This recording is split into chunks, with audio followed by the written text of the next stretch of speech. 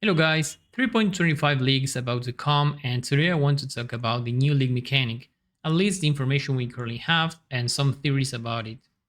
I've seen a lot of content recently about leaks are this and or leaks are that, but not much about the actual content that we haven't seen yet.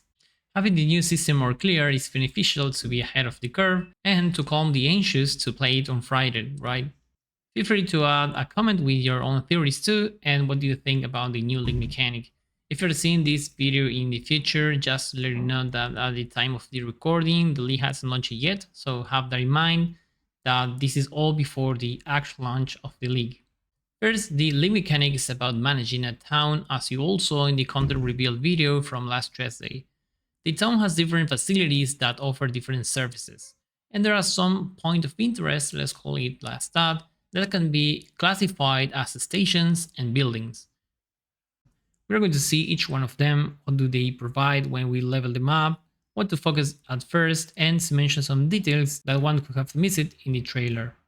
This is a map with all of them, and I took this from the trailer and added the labels for each one of them. As you can see here in the top, we have the farm, the recruit station in the middle, the disenchant station, the smelter, the mining, the order maps that you can put your workers to do maps for you, and finally the ship or harbor station that we're going to send our materials to our lands. Then here in the left, we have all the materials that we can store. Then we have the cost of running the workers that we currently have them doing stuff. Then the treasury gold, this is basically the bank. This is where we put the gold that is going to mainly be used for the market. And finally here we have the population information that tells us the max amount of workers that we can hire and how many of them are actually hired. Let's talk about the game loop. This is a macro view of how the mechanic works.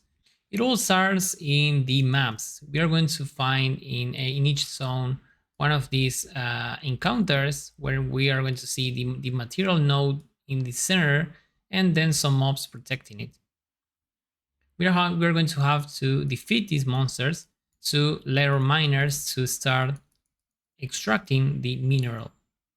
This is the basically how it starts. And let's move it right here. And then have another capture here. That's that's when you see the mineral before starting the encounter.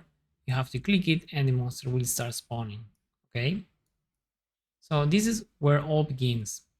The next step is that we're going to have to assign workers to extract those minerals. So we're going to go to in KINGSMARCH, and with the miners hired, we are going to have a screen like this where we will have to assign the workers for each one of the materials, and that's going to depend also on the mining station. Okay, in a given time set, this is in real life, the ores are going to be extracted.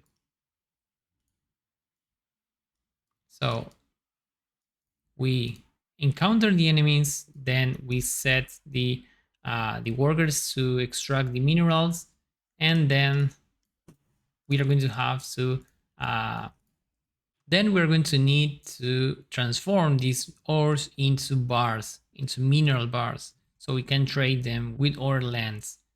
So this is an image for the smelter where we are going to transform the ores. This is another station that we will see in the video what's about it. And finally, we reached the part that we are going to cash our rewards. As you can see, we didn't get anything as a reward, so the shipments are for that. We're going to send the materials that we got to our lands. As you can see, here's the Kalguur city that will require you these materials to be filled. You can also add more, but I'm guessing that this is where most of the profits are going to come from. You can, for example, send order bars, but the shiny loot that you are going to see in the next capture are going to come from these specific materials that they're asking you to trade for. And once our shipment is complete, we are ready finally to cash our rewards. You can see this is a reward screen where your ship went to the city and went back, and once finished, you have all this stuff here. Then we are going to start all over again by encountering the ores. Then we are going to extract it, then melt it. Also, we have the farming where we are going to get the food. That's another material that we can use to trade, and then get all of our rewards. Let's start with the recruitment station. This is where we are going to hire all of our workers. The workers can have different and multiple skills at multiple tiers. The higher the tier, the better they will be performing that particular activity. However, it also will consume more gold per wage. To get skillful workers, we will need to improve the level of the recruitment station so we can have a higher chance and also the ability of having these skills at a higher level.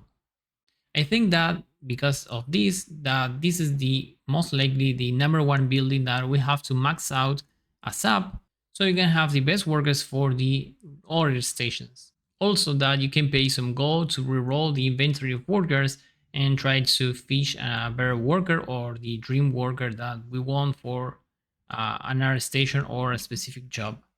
Then we have the mining station, that this is the where we are going to assign the workers to extract the ores from the encounters that we found in our maps. By improving this station, we're going to be able to assign more workers to extract the minerals and to mine better ores and to increase the mining speed. Then the smelter station, that's where we're going to create our minerals bars from the ore that we extracted. By improving this station, we are going to be able to smell new materials and probably at higher speed.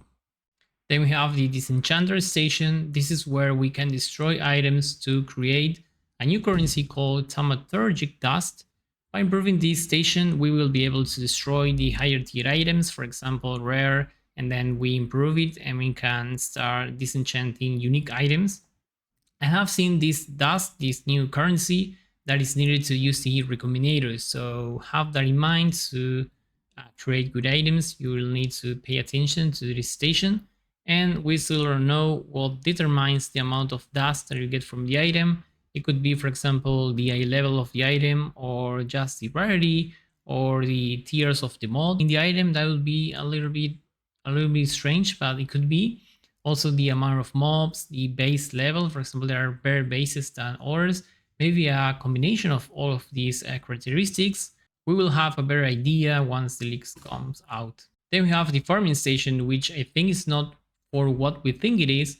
We aren't going to feed the workers because they are already maintained with gold, and that's all we already saw. Instead, the food will most likely be a material that is going to be used to ship to the other lands using the shipping station or the harbor. So for example, if you want to trade with another location, and that location will probably ask you for a type of food, and providing that food will increase the rewards you get from that shipment or from that trade. Improving the farming station will give you more crops to grow at the same time, and also it will offer you different types of food, so you can expand your inventory and getting different types of food. Then we have the shipping station. This is where we can send our crew with materials in a ship to another places and do trades, basically. So after doing these trades, we are going to get some rewards for it, as we saw in the trailer. And the more materials you send, the higher is the risk to lose your staff, or at least to have an inconvenience in the trip. By hiring better workers, you can reduce this risk. You can think better workers to be a correlation with having the ability to send more materials without increasing the risk over the board.